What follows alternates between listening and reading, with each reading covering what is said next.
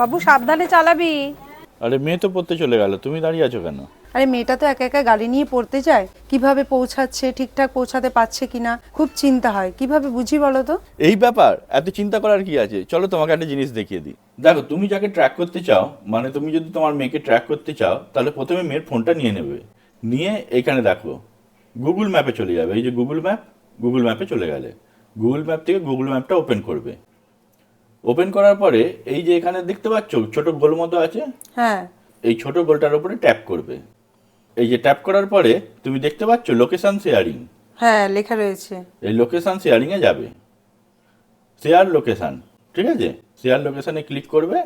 Click করার পরে এখানে দেখতে পাচ্ছ for 1 hour until you turn this of.